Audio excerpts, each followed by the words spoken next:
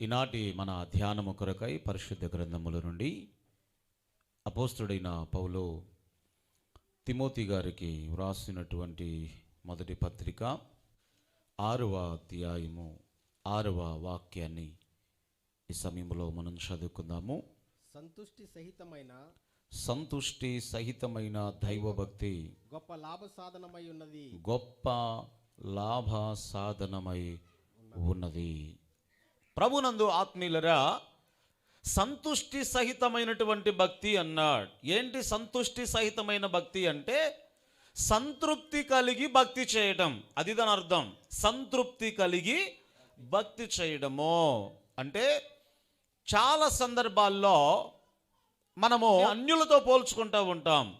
వాళ్ళు అన్యులేగా, వాళ్ళు యేసును నమ్మిన వారు కాదుగా, మాకంటే వాళ్ళు బాగా బ్రతుకుతున్నారు, మాకంటే దర్జాగా ఉన్నారు, మాకంటే ఎకరాల పొలాలు కలిగి ఉన్నారు, మాకంటే మంచి మంచి బిల్డింగులు కలిగి ఉన్నారు, నేనేంటి యేసయ్యను నమ్ముకొని ఇలా ఉన్నాను అన్నట్లుగా కొన్ని సందర్భాల్లో లోకములో ఉన్నటువంటి మనుషులతో మనం పోల్చుకొని కంపేర్ చేసుకొని మాట్లాడుకుంటూ ఉంటాం. ఇతరులతో అనకపోయినా మనలో మనమే అలా మాట్లాడుకుంటాం. ఇప్పుడు పౌలు ఏమన్నాడు అంటే సంతుష్టి సహితమైనటువంటి భక్తి చేయాలి అన్నాడు. ఏ భక్తి? సంతుష్టి సహితమైన. అందరు చెప్పాలి, ఏ భక్తి చేయాలి అంటే తృప్తిని కలిగి ఉండాలి ప్రతి విషయంలో కూడా అన్నాడు. ఉదాహరణకు బైబిల్లో ఒక భక్తుడు ఈ రీతిగా ప్రార్థన చేస్తూ ఏమన్నాడు అంటే, దేవా మరీ ఎక్కువ ధనవంతుడిగా నన్ను చేయొద్దయ్యా, ధనము ఎక్కువైపోతే దేవుడెవడో ఆడెవడు ఈడెవడో అనే పదం మీద నుంచి నేను దిగను. అర్థమైందా? నాకు ధనం ఉంటే, నాకు డబ్బులుంటే దేవుడెవడో వాడెవడో అని అంటాను కాబట్టి నాలో ఒక అహంకారం, ఒక గర్వం వస్తుంది కాబట్టి నిన్ను మరిచిపోయే ప్రమాదం ఉంది కనుక మరీ ఎక్కువ ధనవంతుడిగా నన్ను చెయ్యొద్దు అన్నాడండి. ఈ ప్రార్థన మీరు చేయగలరా? మనం అడిగేదల్లా కూడా నాకు ధనం కావాలి, నాకు డబ్బులు కావాలి, నాకు పలానా కావాలి అని చెప్పేసి మనం అడుగుతామే కానీ మరీ ధనవంతుడిగా నన్ను చేయొద్దని మనం ప్రార్థన చేయగలమా? అలాంటి భక్తులు ఎవరు ఉన్నారు ఇక్కడ? మీ చెయ్యి చూడాలనిపిస్తుంది నాకు. నిజంగా దేవుడు ప్రత్యక్షమయ్యి నీకెంత కావాలో కోరుకో అన్నాడు అనుకోండి, అరగంట పట్టుద్ది మనకు ఆలోచించడానికి. అరగంట పట్టుద్ది. మామూలు తక్కువలో తక్కువ చెప్పాలన్నా ఎంత చెప్పాలి? 1,00,000 కాదులే, 2 లక్షలా కాదులే, ₹1,00,000 కాదు, ఇలా ఆలోచించడానికి అరగంట పట్టుద్దండి. దేవుడు నిజంగా ప్రత్యక్షమై నీకు ఎంత కావాలో కోరుకో అన్నాడు అనుకోండి, గోపి నిజమేనా కదా? ఎంత కావాలో కోరుకోవడానికి, ఏం కావాలో కోరుకోవడానికి అరగంట టైం పట్టుద్ది మనకు. కానీ ఈ భక్తుడు ఏమన్నాడు తెలుసా? అయ్యా నాకు ఏది అవసరం లేదు, మరీ ఎక్కువ ధనవంతుడిగా నన్ను చేయొద్దు అన్నాడు. మరలా ఏమన్నాడు? మరీ భేదవాడిగా కూడా చేయొద్దయ్యా అన్నాడు. ఎందుకొరకు? ఆకలితో అలమటించిపోయి ఆకలి వేసినప్పుడు నిన్ను దూషిస్తానేమో ఆ ఆకలి మంట మీద కదా. భర్తలు ఆకలితో ఉన్నప్పుడు భార్యలారా జాగ్రత్తగా మాట్లాడండి. ఎందుకొరకంటే ఆ మంట ఈ మంట అది. ఆకలితో వస్తాడు ఇంటికి, ఆకలితో ఇంటికి రాక ఆడుగా పెద్దోడు ఎట్లా, లేకపోతే చిన్నోడు ఎట్లా, ఏమి ఎట్లా, ఆమె ఎట్లా, ఇంట్లో కారం లేదు, ఉప్పు లేదు, పసుపు లేదు అంటే ఆ మంట ఈ మంట మొత్తం ఇవి పగిలిపోద్ది కదా. ఆకలిగా ఉన్నప్పుడు అసలు స్త్రీలైనా ఎవరైనా ఆకలిగా ఉన్నప్పుడు కోపం ఉంటుందట. అందుకొరకు ఈయనన్నాడు, భక్తుడు చెప్తున్నాడు, నేను చెప్పట్లా. భక్తుడు ఏమన్నాడు అంటే ఆకలేసినప్పుడు ఆ కోపంలో నిన్ను తిట్టేస్తానేమో కాబట్టి మరీ పేదవాడిగా చేయొద్దు, మరీ ధనవంతుడిగా కూడా నన్ను చేయొద్దు, నాకు సరిపోనుంటే చాలయ్యా అన్నాడు. ఇది సంతృప్తి కలిగినటువంటి భక్తి. స్తోత్రం చెప్పండి అందరూ ఒకసారి. హల్లెలూయా. ఈ సంతృప్తి కలిగినటువంటి భక్తి మన జీవితాలకు అది లాభదాయకమో, అది లాభకరమో అని మాట్లాడుతూ ఉన్నాడు. కీర్తనకారుని ద్వారా ప్రభు ఒక విషయాన్ని జ్ఞాపకం ఉన్నాడు. 16వ కీర్తనలో 3వ వచనములో నుండి దేవుని వాక్యాన్ని సమయంలో మనం చదువుకుందాం. నేను ఈలాగున అందును, భూమి మీద ఉన్న భక్తులే శ్రేష్ఠులు, భూమి మీద ఉన్నటువంటి భక్తులే శ్రేష్ఠులు, వారు నాకు కేవలము ఇష్టలు, వారు నాకు కేవలము ఇష్టలు. దేవునికి ఎవరు ఇష్టమైన వారంటే భూమి మీద ఉన్నటువంటి భక్తులు. ఎవరు చెప్పండి? భూమి మీద ఉన్న యేసయ్య భక్తులు అంటే యేసయ్యకు చాలా చాలా ఇష్టం. మరి ఈ భక్తులు ఏం చేస్తారు, ఈ భక్తులు చేసేటువంటి పని ఏంటి అనే విషయాలు బైబిల్లో నుండి కొన్ని విషయాలు మనము ధ్యానం చేసుకుందాం. ఇక్కడ కూర్చున్న వారందరూ యేసయ్య భక్తులేనా? స్తోత్రం చెప్పండి ఒకసారి. హల్లెలూయా. లేలుయా. హల్లెలూయా.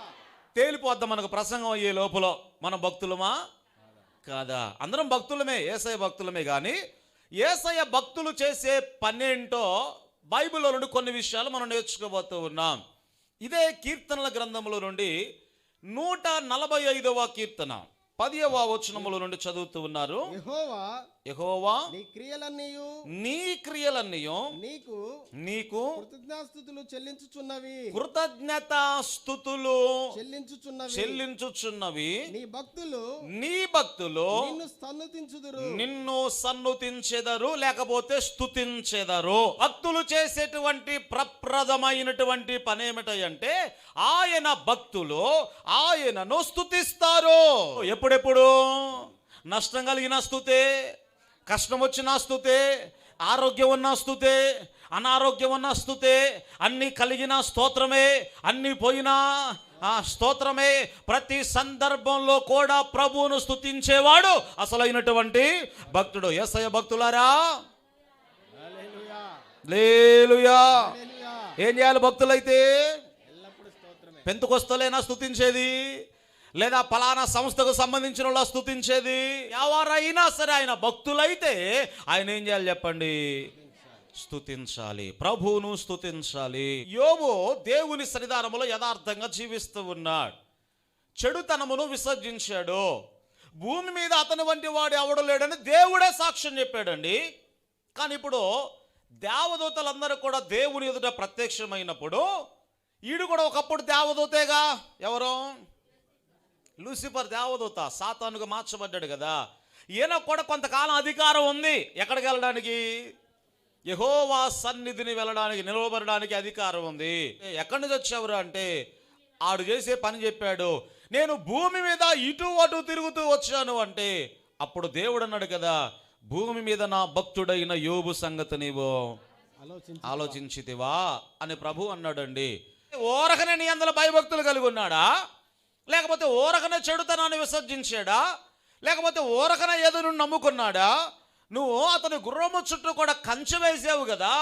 ఏ శాపం ఆయన ఇంటిలోనికి రాకుండా, ఏ తెగులు ఆయన గృహంలోనికి రాకుండా, ఏ రోగం అతని కుటుంబానికి హాని చేయకుండా అతని కుటుంబాన్ని నువ్వు దీవించావు కదా. ఆ కంచె వేయడం వలన అతని కుటుంబము దీవించబడింది. ఆ కంచె తీసేస్తే నీ మొహం మీదన యోబు నిన్ను దూషిస్తాడు అని లూసిఫరు దేవుని ఎదుట చెప్తా ఉంటే అప్పుడు దేవుడు ఏమన్నాడు? అవునా, సరే అతని కుటుంబాన్ని నీకు అప్పగిస్తాను రా, కానీ ప్రాణానికి మాత్రం ఏ హాని కూడా నీవు చేయవద్దు. చాలా మంది ఏమంటారు తెలుసా? చేతవాడు చేయవాడు చచ్చిపోయాడు. అట్లా ఒకవేళ ఒక మనిషి ఆ క్రియల ద్వారా ఇంకో వ్యక్తిని చంపగలిగితే భూమి మీద ప్రజలు బ్రతకగలరా? నాది ఒక డౌట్ అండి. ఇప్పుడు ఉదాహరణకు నాకు జాన్ వెస్లీ గారి మీద కోపం ఉందనుకుందాం, ఒకవేళ ఉందనుకుందాం. నేను నిజంగా ఆ వ్యక్తిని ఏదో చేసి చంపగలిగితే, మరి కోపం ఉన్న వారందరి మీద కూడా అలా చేయగలిగి చంపగలిగితే భూమి మీద మనుషులు బ్రతకగలరా? బ్రతకలేరు కదా. అలాగా నీవి లేవని నేను చెప్పడం లేదు. దేవునికి వ్యతిరేకమైన శక్తులు ఉన్నాయి, అపవిత్రాత్మలు ఉన్నాయి. కానీ బైబిల్లో మనం చదువుకుంటే నీ ప్రాణానికి అవి ఏ హాని కూడా, అది మనం నమ్మాలి. ఎందుకొరకంటే మన జీవము క్రీస్తుతో కూడా దాచబడి ఉన్నది. స్తోత్రం చెప్పండి గట్టిగా, హల్లెలూయా. మన జీవము ఎవరిలో దాచబడి ఉంది అంటే ఇప్పుడు మనం చావాలంటే పర్మిషన్ ఎక్కడి నుంచి రావాలి? ఈ మందిరం కట్టినప్పుడు అని పేరు చెప్పంలే కానీ ఇక్కడికి వచ్చాడు, పైకి వచ్చాడు. అంత బాగుంది అయ్య గారు, ప్లానింగ్ అంతా ఇదంతా బాగుందని చూసి ఇక్కడికి వచ్చాడండి. ఇక్కడికి వచ్చి ఈ గుమ్మాను చూశాడు. గుమ్మాను చూసి అదేంది అయ్య గారు ఇటు గుమ్మం పెట్టారు, ఇటు గుమ్మం పెట్టకూడదుగా అన్నాడండి. కట్టిన ఇంటికి ఏ ఇంటికైనా ఇటు ఎవరైనా గుమ్మం పెడతారా? ఎప్పుడైనా మీరు చూసారా? చూడలేదు. కాకపోతే పాత ఇల్లు ఎప్పుడో పెంకుటిల్లు ఆ ఇల్లు కట్టుకున్నారు చూసారా? ఆ ఇళ్ళకు ఉంటాయి. అప్పుడు వాస్తులు ఇవన్నీ లేవుగా, ఇప్పుడు వచ్చినాయి ఇవన్నీ కూడా. అప్పుడు ఆ పెంకుటిల్లు కానీ మనం తాత ముత్తాతలు కట్టిన ఇల్లు కానీ వాటికి అసలు ఏవి చూడాల. ఇప్పుడు చూస్తున్నాం అన్నీ కూడా. ఇటు ద్వారం ఎవరు కూడా పెట్టరండి. నేను అడిగా, ఎందుకని పెట్టకూడదటు? నేనంటే మామూలుగా ఇప్పుడు నా అయ్యగారులు కానీ కింది నుంచి ఇట్లా రావడానికి, నేను లేకపోతే కిందికి వెళ్ళడానికి కానీ ఇట్లా ఏర్పాటు చేసుకున్నానయ్యా. ఎందుకు పెట్టకూడదంటే ఆయన ఏమన్నాడు, ఈ వైపున ఎవరు ఉంటారంటే యముడు ఉంటాడట. ఎవరు? యముడు ఉంటాడట. ఇటువైపున ద్వారం పెడితే ఆ యముడు ఏం చేస్తాడు? డైరెక్ట్గా ఇంట్లోకి వస్తాడట. మరి ఆయన ఎవడో నాకు అర్థం కాల. ఈ యముడట డైరెక్ట్గా ఇంట్లోకి వస్తాడట. యముడంటే ఎవరు? నేను అడిగా, ఆయన ఎవరయ్యా ఆయన అంటే మనిషి యొక్క ప్రాణాన్ని తీసుకెళ్ళేవాడట ఆయన. ఎవరో అందుకొరకు భయంతో ఇటు ఏం చేయరంటే చెప్పండి, ఇటు గుమ్మం పెట్టరు. కాబట్టి ఆ యముడట ఇంట్లో ఉన్న ఎవరో ఒక ప్రాణం తీసుకెళ్తాడట ఇటు గుమ్మం పెడితే.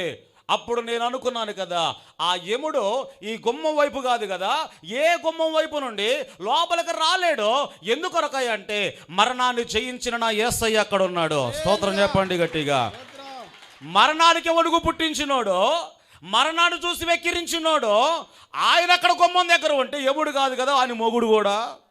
స్తోత్రం చెప్పండి గట్టిగా. హల్లెలూయా. అది వాస్తు నమ్మారా? మీరు ఇంకా క్రీస్తులోనికి రాలేదని అర్థం. నిజంగా మీరు వాస్తు నమ్ముతున్నారా? క్రీస్తు మీ ఇంటిలో ఉండడు. ఆయన మీ ఇంటిలో ఉండకపోతే యముడు కాదు కదా, ఇంకెవడైనా వస్తాడు. ఎంతమంది లేరండి క్రైస్తవులు ఇక్కడ వాస్తు నమ్మేవారు? నేను నమ్మని వాళ్ళు చేయి పైకి ఎత్తండి ఒక్కసారి. నిజంగా గుండె మీద చేసుకొని చెప్పండి, దేవుడు ఉన్నాడు ఇక్కడ, జాగ్రత్త. నిజంగా నమ్మరా? స్తోత్రం చెప్పండి గట్టిగా. హల్లెలూయా. వాస్తు నమ్మేవాడు ఇంకా క్రీస్తులోనికి రాలేదు. ఈ వాస్తు అనేది పబ్లిక్ నేను చెప్తూ ఉన్నాను, అది అన్యుల యొక్క విగ్రహాల్లో నుండి పుట్టుకొచ్చింది. ఎందుకొరకై అంటే దేవుడు మనకు 4 దిక్కులు ఇచ్చాడండి. ఏంటవి 4 దిక్కులు? తూర్పు, పడమర, ఇటు ఉత్తరం, ఇటు దక్షిణం. అంతే కదా? రైట్. 4 దిక్కులు దేవుడు ఇచ్చాడు. దానికి ఇంకో 4 మనం కలుపుకున్నాం. ఏంటది? తూర్పుకు దక్షిణానికి మధ్యలో ఆగ్నేయం, ఆ తర్వాత దక్షిణానికి పడమటకు మధ్యలో ఏంటి? నైరుతి. నైరుతి అన్నట్టు రైట్, నైరుతి. ఆ తర్వాత పడమటకు ఉత్తరానికి మధ్యలో ఏంటి? ఆగ్నేయం కాదు, వాయువు. ఇటు రైట్, వాయువు. అంతేనా? రైట్. ఆ తర్వాత దీనికి మధ్యలో ఇటేంటి? ఈశాన్యము. ఎన్ని దిక్కులు మొత్తం చెప్పాలి? ఎన్ని దిక్కులు? ఈ 4 ఆ 4 మొత్తం ఎన్ని వచ్చినాయి? 8 దిక్కులు. ఎందుకు అలా ఏర్పాటు చేశారు తెలుసా? వారు నమ్మేది ఏమిటంటే భూమిని పాలించేటువంటి అష్ట దిక్పాలకులుంటారు అని వారి నమ్మకం. అష్ట అంటే ఎంత? 8. అష్ట అంటే తెలుగులో అర్థం ఏమిటంటే 8. అష్ట దిక్పాలకులు అంటే 8 దిక్కులను పాలించేటువంటి దేవుళ్ళు, దేవతలు ఉంటారని వారి నమ్మకం. అర్థమైందా? 8 దిక్కులను పాలించే దేవుళ్ళు ఉంటారని వారి నమ్మకం. మీరు ఎందుకు పాటించకూడదో చెప్తాను అంతే. నేను అన్యుల గురించి చెప్పట్లా, మనం ఎందుకు చేయకూడదో చెప్తూ ఉన్నాను. వారు ఈ వైపున ఎవరున్నారని నమ్ముతారంటే తూర్పు వైపున ఇంద్రుడు ఉన్నాడని నమ్ముతారండి. అర్థమైందా? రైట్. ఈ వైపున మూలను చూసారా? ఏది? దీన్ని ఏమంటారు? ఆగ్నేయమా? ఆగ్నేయం. ఎవరున్నారు ఈ వైపున? అగ్నిదేవుడు ఉన్నాడు. కాబట్టి ఈ మూలకి ఏం పెట్టాలి? చెప్పండి. అక్కడ పొయ్యే పెట్టాలి, లేకపోతే అగ్నిదేవుడికి ఏమొస్తుందట? కోపం వస్తుంది. ఆ తర్వాత ఈ మూలం చూస్తే ఈ వైపున ఏం పెట్టకూడదు? యముడు ఉంటాడట. ఎందుకొరకంటే ఆడు లోపలికి వస్తాడు కాబట్టి ద్వారం పెట్టరు. ఆ తర్వాత ఈ మూలం చూసారా? ఈ మూలకు నైరుతి ఏమంటారు దీన్ని? రైట్. ఈ మూలకు ఎవరు ఉంటారట? రాక్షసుడు ఉంటాడట. ఎవరో రాక్షసుడు. ఎవరు నాయన మా ఇంట్లోకి నువ్వు రామాకరాన్ని వాడి నెత్తి మీద బరువు పెడతారట. ఎవరి నెత్తి మీద? అందుకొరకు నైరుతిలో ఏం పెడతారు చెప్పండి? బరువు పెడతారట, వాడి ఇంట్లోకి రాకుండా.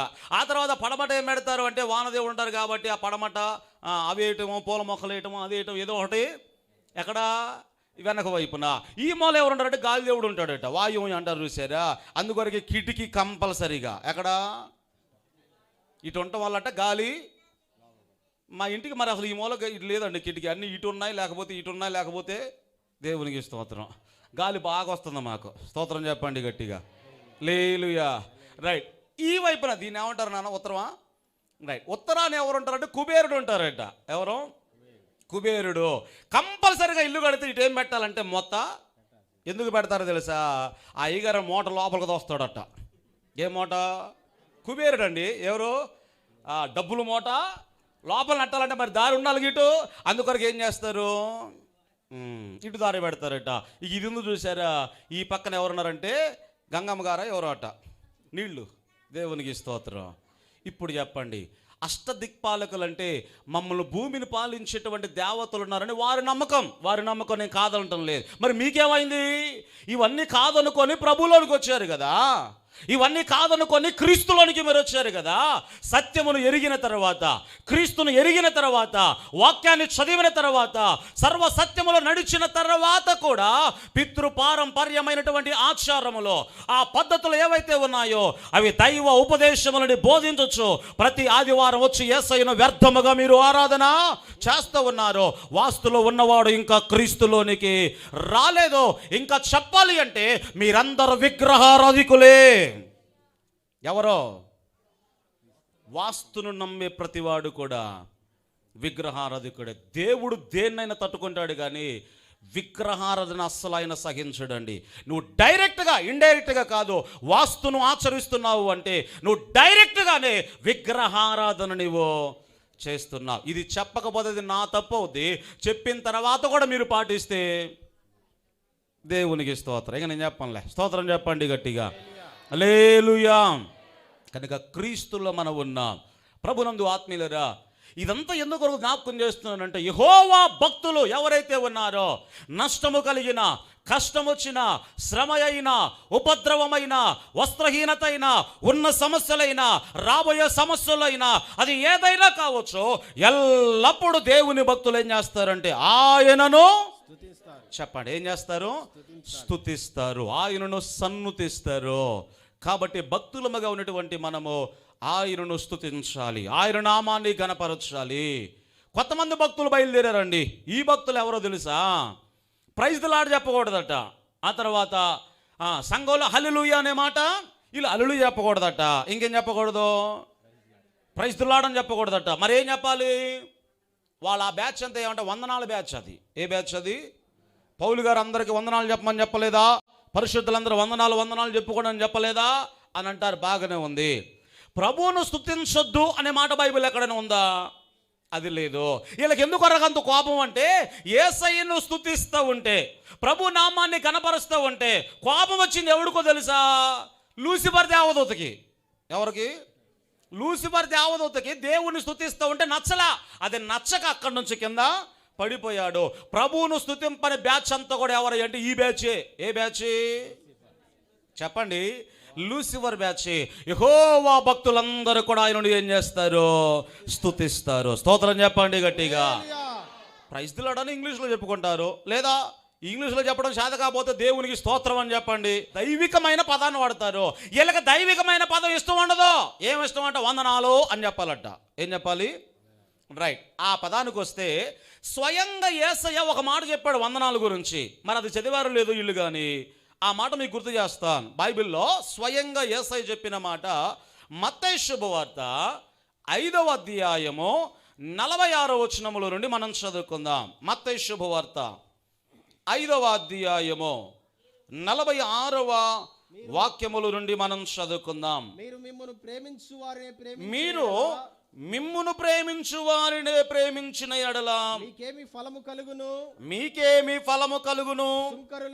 సుంకరులు కూడా అలాగే చేస్తున్నారు కదా.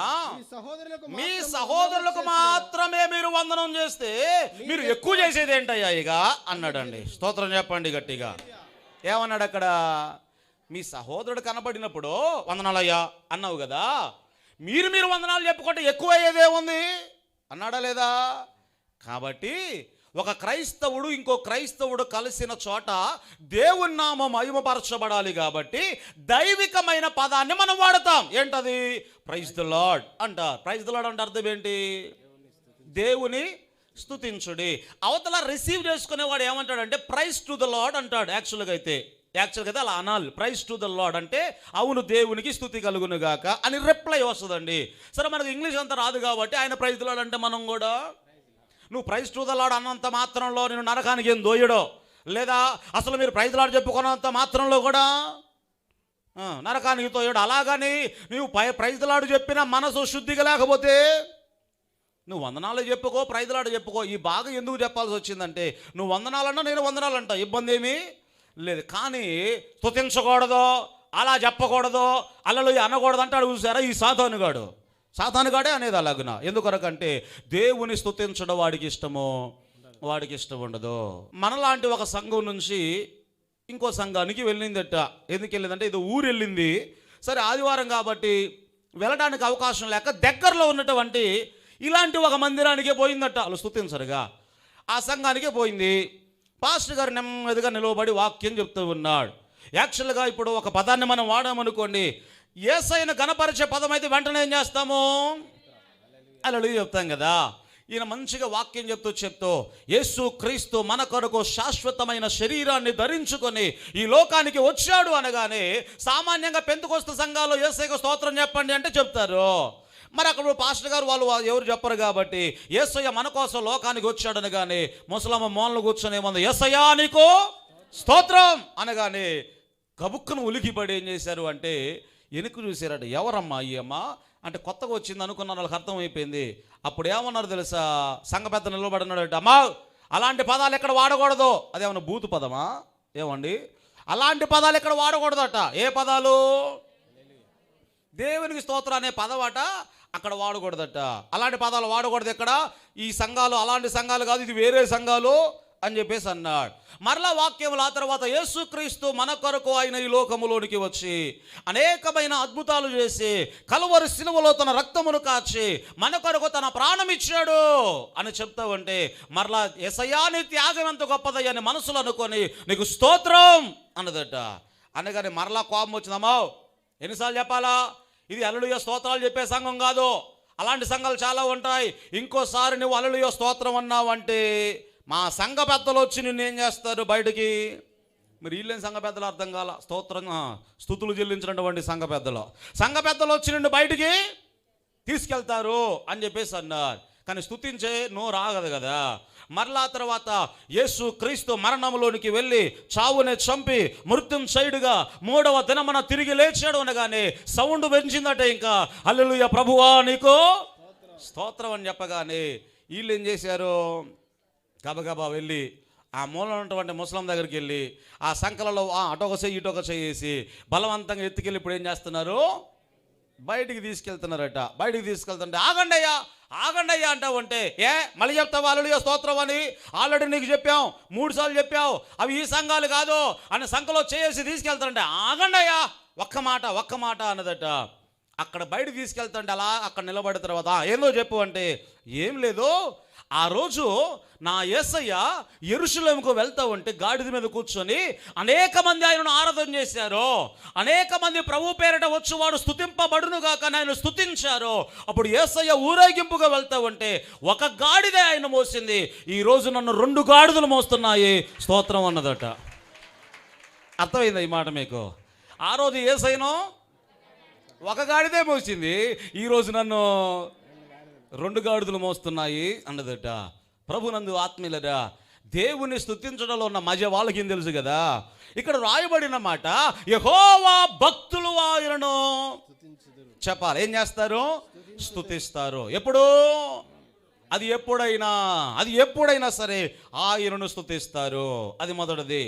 ఇక రెండవదిగా అదే 145వ కీర్తనలో 12వ వాక్యాన్ని మనం చదువుకుందాం. 145వ కీర్తన నీ భక్తులు 12వ వాక్యాన్ని చదువుతూ ఉన్నారు. నీ భక్తులు నీ రాజ్య ప్రభావమును గూర్చి చెప్పుకొందురు, నీ రాజ్య ప్రభావమును గూర్చి చెప్పుకొందురు, నీ శౌర్యమును గూర్చి వారు పలుకుదురు. స్తోత్రం చెప్పండి గట్టిగా, హల్లెలూయా.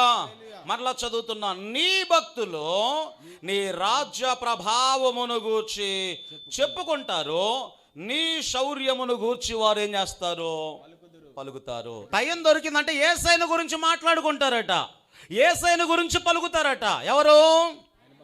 ఎవరైనా కలిశారనుకోండి, నెక్స్ట్ సీఎం సీట్ ఎవరికి వస్తుంది, నెక్స్ట్ మోడీ గారికి ఎన్ని పాయింట్లు వస్తాయి, నెక్స్ట్ సీఎం సీట్లో ఎవరు గెలుస్తారు, నెక్స్ట్ ఆయన ఆ పార్టీ మారుతాడా, ఆయన ఈ పార్టీలో ఉంటాడా అని ఎవడైనా మాట్లాడుతున్నాడంటే దేవునికి స్తోత్రం. అది దేవుని ప్రజలైన వారు దేని గురించి మాట్లాడుకుంటారు? దేవుని ప్రజలు ఆయన రాజ్యముల గురించి మాట్లాడతారు. దేవుని ప్రజలు ఆయన మహిమల గురించి మాట్లాడుకుంటారు. దేవుని ప్రజలు రాబోయేటువంటి దేవుని యొక్క రాజ్యమును లేకపోతే పరలోకానికి సంబంధించినటువంటి విషయాల గురించి మాట్లాడుకుంటారు. నిజంగా మనము దేవుని ప్రజలమైతే, ఎవరైనా దేవుని ప్రజలు కనబడితే దేవునికి సంబంధించిన మాటలే మాట్లాడుకుంటారు. స్తోత్రం చెప్పండి గట్టిగా. హల్లెలూయా. అది ఆయన రాజ్యముల గురించి ఏం చేస్తారు? ప్రకటిస్తారు. అది దేవుని భక్తులు చేసేటువంటి పని. ఇక మూడవదిగా 32వ కీర్తన 6వ వచనముల నుండి దేవుని వాక్యాన్ని ఈ సమయంలో మనం చదువుకుందాం. కావున నీ దర్శన కాలమందు భక్తి గల వారందరూ నిన్ను ప్రార్థన చేయుదురు. భక్తి గల వారందరూ కూడా నిన్ను ప్రార్థన చేయుదురు.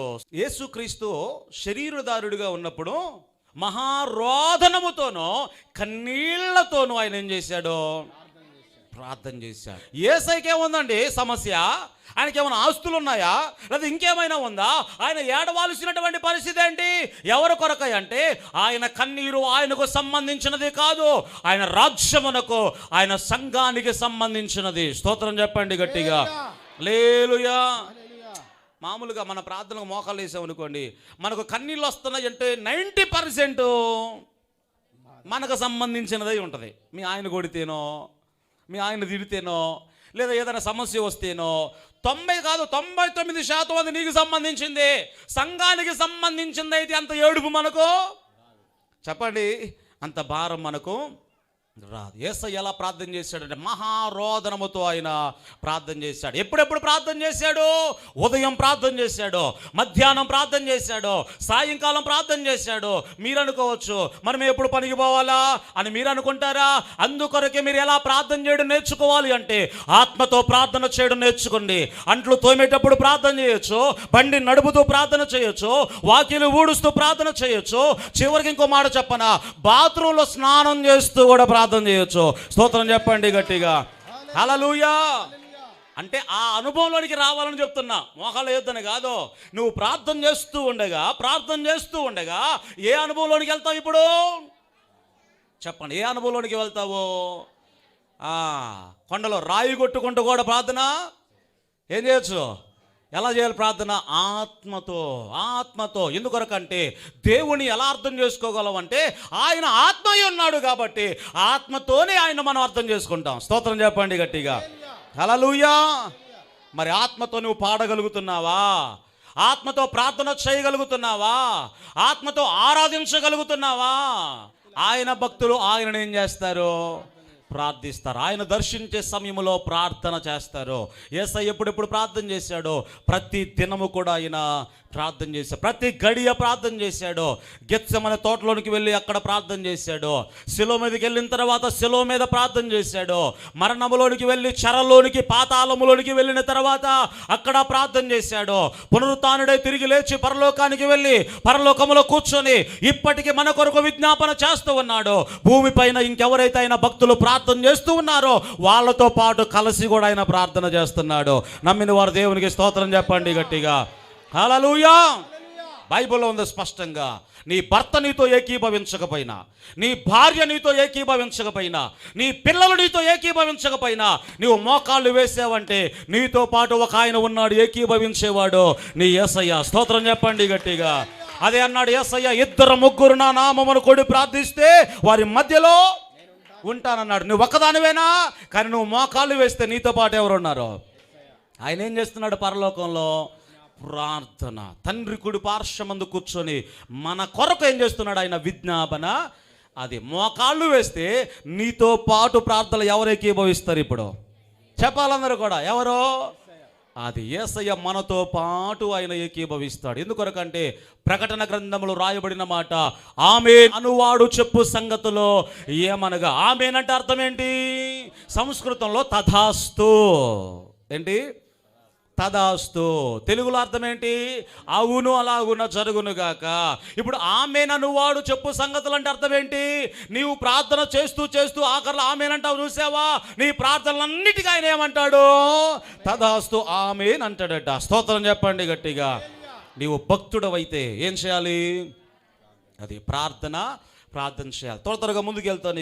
ఇక 4వది బైబిల్లో మనం చదువుకుంటే రాయబడిన మాట, ఒంటరితనములో పరిశుద్ధతను కాపాడుకున్నవాడు భక్తుడు. భక్తి కలిగిన వారు ఏం చేస్తారు అంటే తమ పరిశుద్ధతను ఒంటరితనములో వారు కాపాడుకుంటారు. ఇక 5వదిగా యోబు గ్రంథం 4వ అధ్యాయములో 6వ వచనాన్ని మనం చదువుకుంటే, నేను చదువుతాను. భక్తి కలిగినటువంటి వాడు ఎలా ఉంటాడు అంటే ధైర్యము కలిగి ఉంటాడు. కొంతమంది అంటారు, వాడు నా వైపు చూసిన దగ్గర నుండి నాకు ఒకటే జ్వరం అండి, వాడు 10 నిమిషాలు నాతో మాట్లాడి వెళ్ళాడండి, వాడు మాట్లాడి వెళ్ళిన దగ్గర నుండి. నేను చాలాసార్లు మీకు చెప్పా, అవతల వాడు ఎవడైనా వచ్చి మీతో కళ్ళల్లో కళ్ళు పెట్టి చూసి మాట్లాడితే జ్వరం రావాల్సింది మీకు కాదు, ఎవడికి రావాలా? ఆడికి రావాలా. ఎందుకొరకయ్యా అంటే వానిలో ఉన్నవాని కంటే మీలో ఉన్నవాడు గొప్పవాడు. స్తోత్రం చెప్పండి గట్టిగా, హల్లెలూయా. నీ భక్తి నీకు ధైర్యమును పుట్టించదా? నీ శ్రమలలో, నీ అభ్యంతరాల్లో, నీ ఆటంకాల్లో, నీ సమస్యల్లో నీ భక్తి నీకు ధైర్యం పుట్టించదా? యేసుక్రీస్తు వారు పడవలో ప్రయాణం వెళ్తూ ఉన్నాడు, ఓడ అమరమున తలవాల్చుకున్నాడు, శిష్యులందరూ కూడా భయపడిపోతూ ఉన్నారు. కానీ నిజంగా మనం భక్తి గలవారం అయితే ఎలాంటి ధైర్యం ఉంటుందో తెలుసా? ఏ అలలు వచ్చినా, లేకపోతే ఎలాంటి తుఫాను వచ్చినా, నడి సముద్రములోనికి వెళ్ళినా నాకు ఏ హాని కూడా జరగదు. గల కారణం ఏమిటంటే ఓడ అమరమున యేసయ్య తలవాల్చుకుని ఉన్నాడు. మొదట మరణం వస్తే ఎవరికి రావాలి? యేసయ్యకు రావాలి. ఆయన దాటి మరణము నా దగ్గరకు రాలేదు. స్తోత్రం చెప్పండి గట్టిగా. ఆ నమ్మకం భక్తులకు లేదు, అవునా కదా? మరణం ముందు రావాలంటే ఎవరికి రావాలండి? ఓడ అమరమున తలవాల్చుకున్నాడంటే ముందు మునిగిపోతే ఎవరు మునిగిపోవాలండి? యేసయ్య మునిగిపోవాలి. వీళ్ళేమనుకున్నారు, నీకేమయ్యా, నువ్వు నేల మీద నడుగుతావు, నువ్వు బతుకుతావు, కానీ మేము వస్తాం కదా అన్నట్టుగా మాట్లాడుతున్నారు, అవునా కదా? నీకు చింత లేదా? మేము నశించిపోతున్నాము, నీకు చింత లేదా? నిజంగా నువ్వు భక్తి పరుడు అయితే నీ భక్తి నీకేం కలిగిస్తుందట? అది ధైర్యాన్ని కలిగిస్తుంది.